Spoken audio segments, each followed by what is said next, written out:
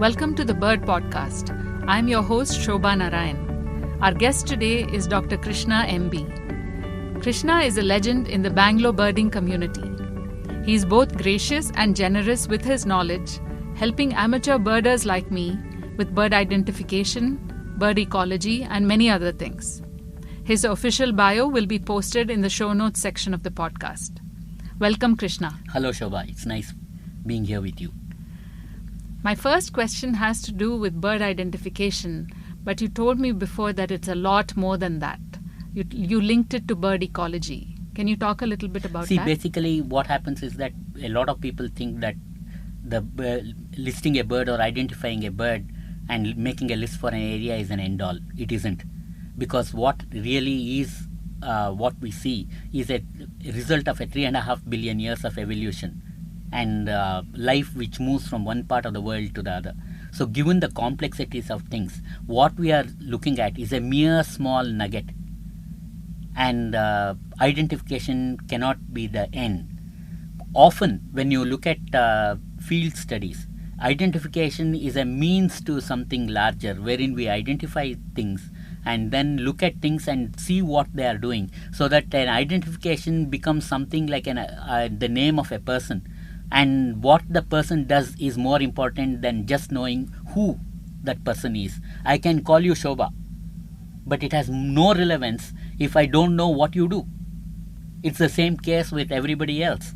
That's a very good point. There, wherein you're saying it's a pattern, it's a link, it's an ecosystem. Yes, and what we are doing by giving names is just putting a tab on things so that we know which part is what. Correct. But wouldn't you say that for amateur birders a good place, because the mind works this way, is to start with the bird identification? And your very well made point is you have to quickly go beyond that. So with that in mind, can you tell me the elements of bird identification? Do you begin with size or color? How do you process when you see a bird? See, what is happening is that when we started looking at birds in yesteryears, where illustrated material was poorer and all that, it followed the scientific pattern wherein we derived an identification. We had a series of questions which eliminated step by step and went in a logical way. But today what is happening is that with the kind of illustrated material you get around, people just do a picture matching. For them, once they go take a picture of a bird which they see in the wild, which is so easy given the cameras that you have today, they just come back, look at that, and then do a picture match. In fact, one of the things which is happening is that people go out, take a picture, and immediately after start looking at the picture that they have taken to see whether they have got a good picture. And in that time, they lose out on what the bird is doing and what the bird does after that moment, whether it flies off or it stays there, and they don't even notice that. For them, the picture becomes the end. That's and it's a very tragic point. Yeah. So what we need to do is that look at the bird in its context. A lot of identification happens because of the lifestyle that a bird leads. Now, and that lifestyle is observable. For example, we can see a water bird and know it's in water. It doesn't take science to tell you that. We can see a bird sitting on a tree and say it's on a tree. You don't require science to do that apart from common sense. And it's that common sense which we need to bring into play. So what are some of the questions that, as you say, you derive what the bird is, and it probably sticks in your head when you do it that way? So for me, it would be what size it is, what color it is, what are the behaviors. Those are all the details. Yes. The first thing which anybody should appreciate is to know where the bird is found. For example, if you are going to talk about a duck which sits on water, it's very unlikely it is going to be sitting on a tree unless it's one of those rare ducks which breeds by mimicking a nest hole within a tree, or rather uses a nest hole in a tree to raise its young. But for that, the place where they are found or the place where they feed, because that is what they'll be doing most of the time, defines the larger context. So you can see many birds having a typical lifestyle. For example, a duck, you could see it swimming on the water or feeding on the water, or it can be sleeping on the water. Whereas if you look at, say, a crow, you would find it amongst human habitations. You would rarely find a crow well within a forest where there are no people. And similarly, the place where they are found also has a bearing on the profession that they have. And in nature, a profession is the niche that they occupy, and that is very important. Their structure and their behavior, everything has a relation to the profession that they follow. That's a very interesting word, the profession that they have. Can you give examples of birds? For example, look at forest, for example. Let's take a simple thing called a forest, which is not actually simple. You have birds which feed on fruits, like the fruit pigeons, which take nothing else but fruit. Then you have insectivores, the insect-eating birds, and amongst the insect-eating birds, there are different ways in which they procure their insect, for the simple reason that an insect tries to hide itself evolutionarily, and a bird tries to find it out, whereas in the case of a fruit, the fruit is advertised. So with the net result, when you want to have a language which somebody else understands, the amount of variation you can have is very limited. Whereas if you are talking about secrets, you can have your own private code and have as many languages as you want.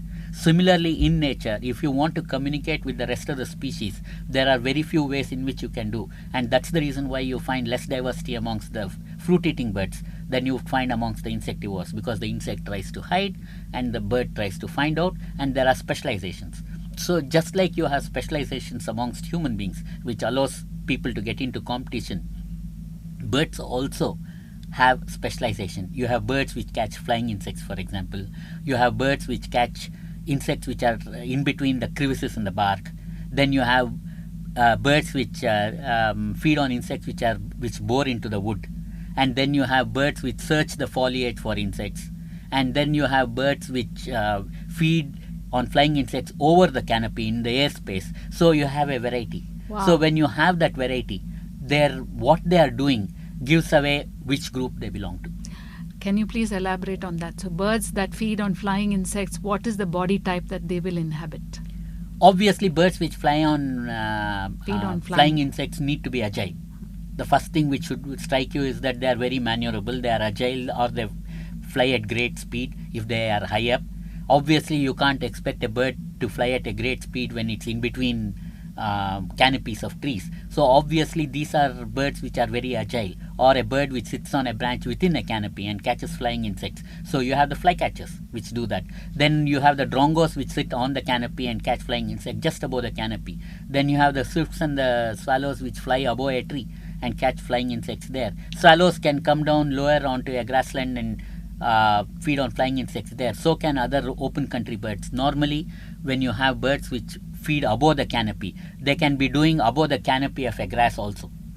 Whereas a forest interior bird like a flycatcher which catches insects in the dark interiors of a forest like a Layard's flycatcher will never be found outside. Within flycatchers, are there differences in the way they catch their prey? There are generally flycatchers which most of the flycatchers return back to the same perch most of the time, whereas a few like the verditer flycatcher keep moving.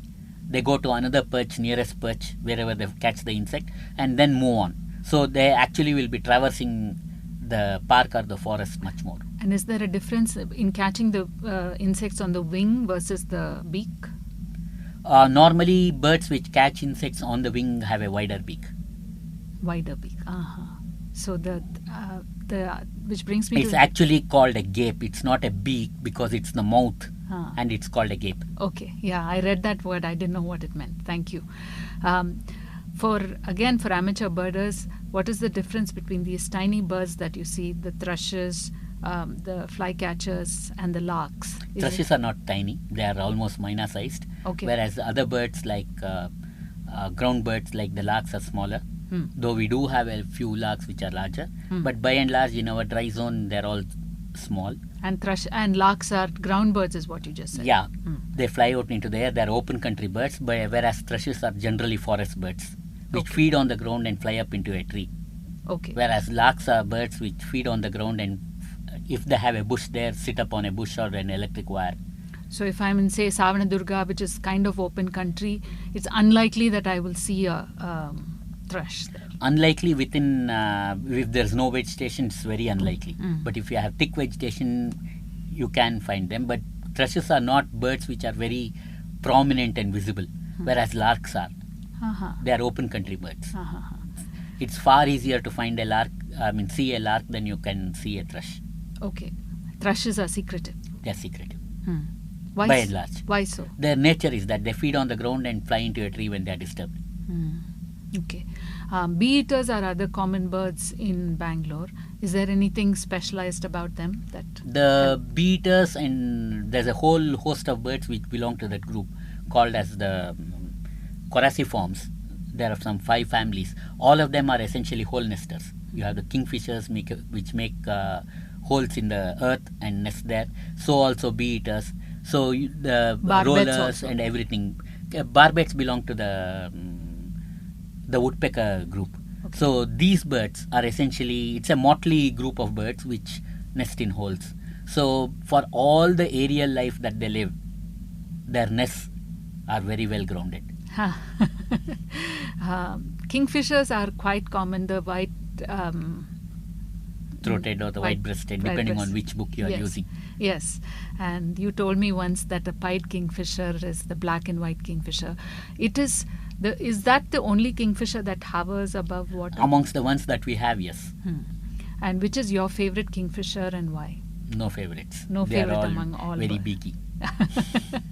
And does their long beak evince a kind of song? I know you said you cannot have a formula for identifying by bird song, but is it a trill, for example? I think most of the kingfishers are quite loud. They can really make themselves heard if they want to be, and their voice carries far. So they are essentially open country birds, which make use of the airspace and then over the water. So obviously their calls will carry. And which leads to the question about song, and the volume of the song is linked to anything. I mean, is there a pattern that I can start seeing? See, basically one thing which everybody needs to understand is that this is a little bit of physiology and anatomy which people need to know, is that we have a system wherein we have an alveolar system of lungs, wherein there are tiny little bags at the end of branching tubes which inflate and deflate and then affect the gas transfer. In birds, the whole system is different. They have an air capillary system which, because of the necessity of flight, their gas transfer efficiencies are far much higher, and there are 11 air sacs which set up with a set of valves, which set up a unidirectional airflow in the air capillaries in the lungs, and the blood flows in an opposite direction adjoining that, so that they affect a higher gas transfer. Now the end result of all this is that birds have a much more powerful respiratory system. When we relax, do we exhale or inhale? Exhale. So when we relax, we exhale. In birds, when they relax, they inhale. So that's the reason when you take a dead bird, it floats on water. What is the connection? I'm sorry. When they relax, they take in air, and which makes the whole body lighter. So a dead bird will float on water. A dead mammal can sink. Okay. So given this, their exhaling is powered. And when their exhaling is powered, they can generate a louder volume of sound than a mammal. And in fact, the latest reports say that the loudest animal in the world on a land, of course not the sea, is a bird. No, but I have sunbirds in my garden, and for such tiny birds, the volume that they produce is really high. So you're saying it's not linked to size; it is linked to some other factor, the volume of the bird, or there is no pattern? The thing is that it's not just the size; it's just that the birds have a much more powerful respiratory system. The amount of air which they can exchange, the amount of gas transfer they can do. Yeah. It's a much more powerful respiratory system that of a mammal, a land mammal. Yeah, I guess we are going into complex bird song, Yeah. which requires a different podcast. Yeah. So, please talk about the waders. What are some typical qualities, and please describe some of the waders. See, when you walk into a forest, one thing which will strike anybody is its vertical extent. The taller the forest you go to, the more you are in awe. And height is something which for once makes us look small. And that's what people both metaphorically and literally are not used to, being made to look small. So when people walk into a forest, a huge tree like in the evergreens can literally dwarf you. Yes. Now when you walk into an open lake, Yes. you will find that there is nothing vertical. Correct. Not to that extent. So lake birds are zoned spatially, whereas forest birds tend to choose layers. So there's essentially a difference between spreading themselves out vertically and spreading themselves out horizontally. Yes. And a lake bird essentially chooses the place where it lives depending on the depth of the water. Yes. Whereas there are whole different considerations when it comes to a forest bird. So with the depth of the water, can you give some examples of birds? Leg length. For example, obviously a small tiny bird with short legs will not be wading into 10-foot deep water. So Yes. birds are small. So you have tiny little stints which are on the edge of the water, and then you have sandpipers. Then you have a sequence of birds with longer and longer legs leading up to the storks on the other end, which almost can go into 1.5 feet or 2 feet deep water. And then you have the open water birds taking over, which swim. Okay. And then there's a whole zonation in a lake. I never thought of it like that. Thank you. How do you think back to when you were a beginning birder, and how did you increase? What was the best bang for the buck in terms of increasing knowledge? Travel. Obviously, people who visit more places get to see more birds, and that's what boosts up the ego of many bird watchers, because they are not able to sit in one place and watch what happens over time. They try to travel and, what shall I say, brag and say, oh, I've seen so many in my life. Yeah, but you bring up a very good point. I have a balcony like most Indians, and I'm looking at the same scene every day. I imagine you do it too. But what you just said is that you need some patience to see new things every day. After a year, what do you start looking at? See, basically what happens is that there is pattern. Just like you have the monsoons coming in and going over, and the summer coming in and leading to winter, we also have a change over time of birds which follows a seasonal cycle. And birds are very, very, very seasonal. So because of the lives that they lead, because of food that they eat, they follow a very seasonal pattern. And that we are seeing is getting disrupted with global climatic changes. For example, if you take the number of birds which were breeding in Bangalore every month, pre-1994 when studies were done, we had one pattern. And then post-1994 and especially post-2000, the whole thing has changed so drastically that if 2 graphs were given to you, you would wonder whether it's from the same place. Similarly, if you stand on your balcony and just took an attendance of birds day in and day out for the whole year, you will find that some birds are found almost every day, and some birds are found on fewer number of days. Obviously, if you made any such kind of an attendance for any bird, it's like the same thing you would take for a human being. Now, if you ask somebody how many days they would be at home, maybe they'll say almost the whole year, 365 days. Whereas if you ask them how many days were they found at school, maybe they'll say 2/3 of the year, counting by the number of days. Whereas a working man would essentially get a leave of a month, and so he would be found in a working place for 11 months, whereas he would be found in his home for 12 months. So similarly, we could say that an animal is found, like human beings, in a place more if they have got something to do there, rather than in a place where they have got nothing to do. So if your balcony is not the routine place when birds are finding a livelihood, you would not find many birds on your balcony. No, a pigeon might come occasionally. Yes. But if you look out of your balcony, what you look out on Yes. is very important. Correct. So if you are looking out onto a busy street, obviously you will find a crow occasionally. Yes. Moving vehicles might disturb even a crow. But if you are looking out over a garden, then it's a different thing.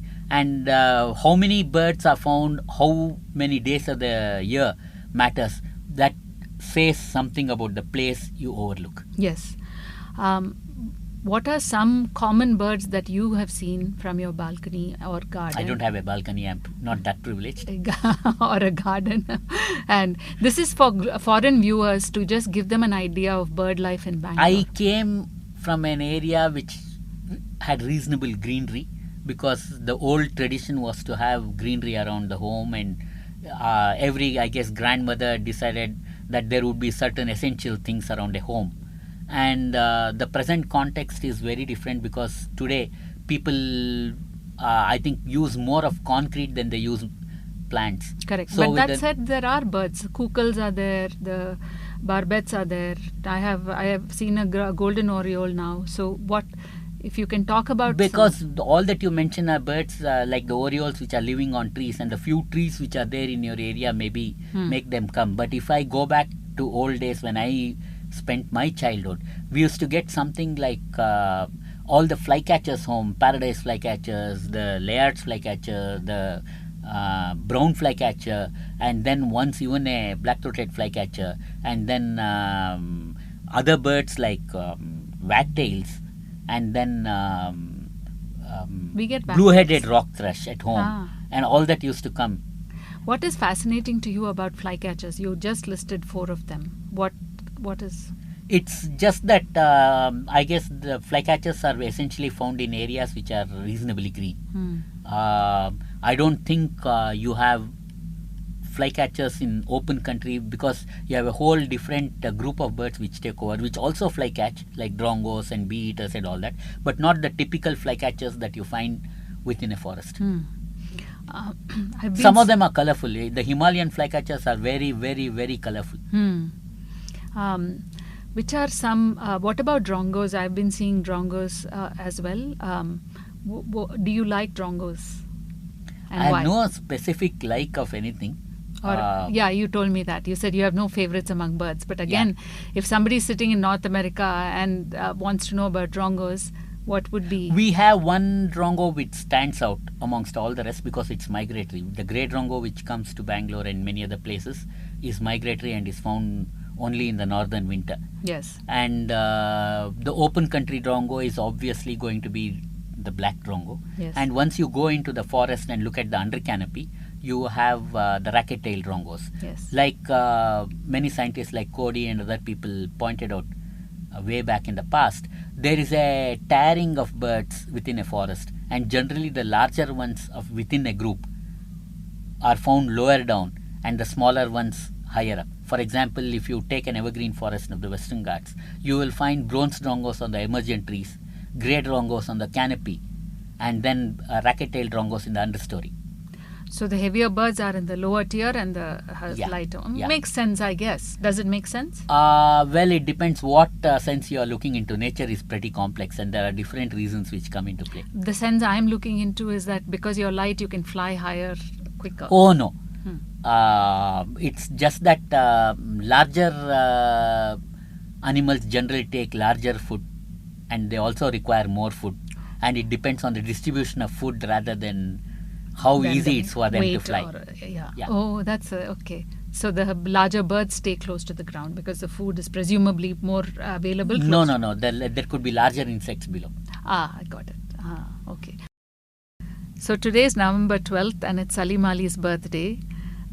You have met Salim Ali and you have written to him. Please tell me your impressions of Salim Ali. My impression of Salim Ali was very nice for the simple reason that as a young child, a young boy, when I wrote to Salim Ali, I got prompt replies. I got 2 letters which were typewritten and 1 postcard written in his own hand. He had a beautiful handwriting. And the reply for the postcard came for the simple reason that I asked him whether he is coming to Bangalore and whether I could meet him. And he replied back saying that he wasn't coming to Bangalore at that point of time. But however, I just got to meet him briefly. I don't know, once or twice. But anyway, once definitely the first time I saw him was on the same day, 42 years ago, when he came to Bangalore to release the first checklist of the birds of Bangalore done by Dr. George and others.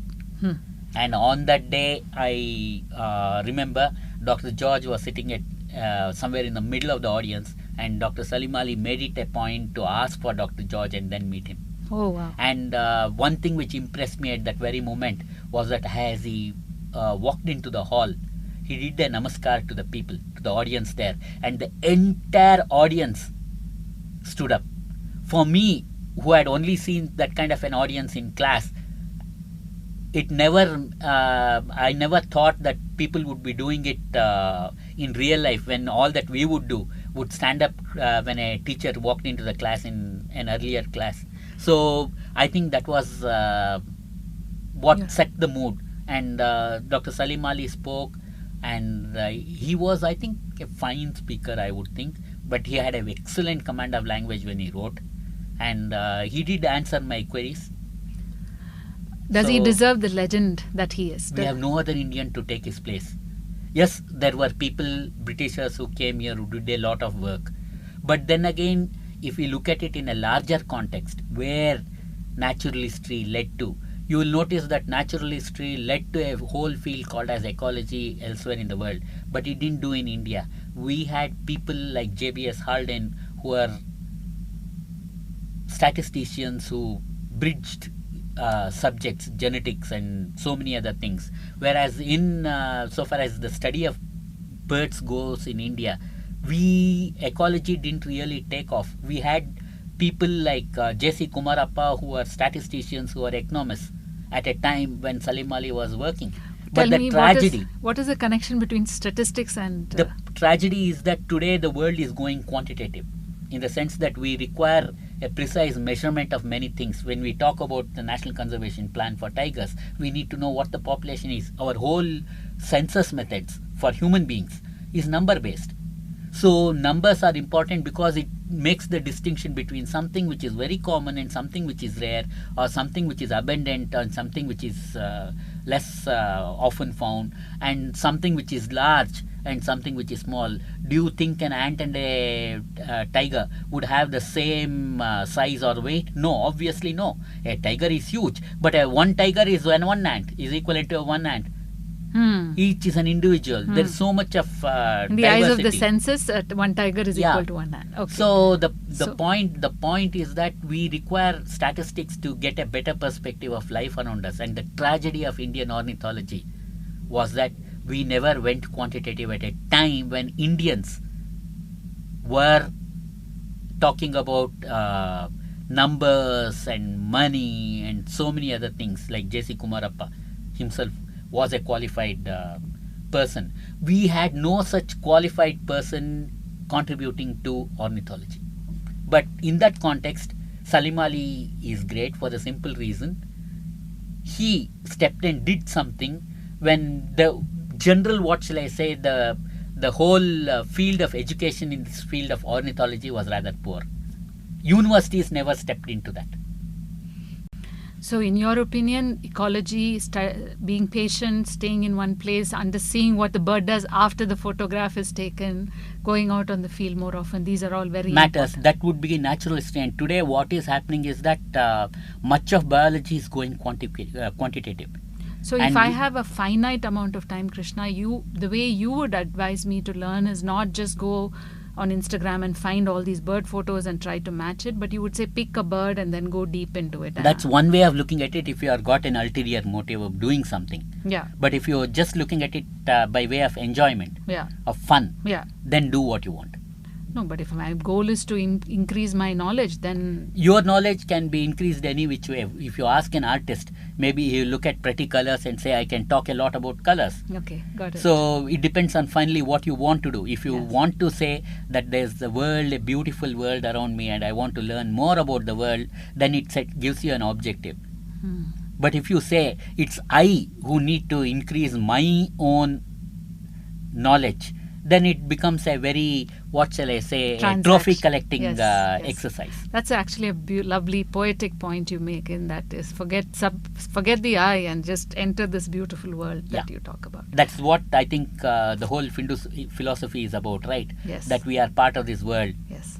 And the world does not exist for us. Correct. We are part of the world. That's a very on that lovely note, Krishna, let me say that I am delighted that you're part of our world and that you've opened our eyes in a very sensitive way, because I think people should listen to this a couple of times to get all the points that you made. Thank you for being with us. Thank you very much. Thanks for the opportunity.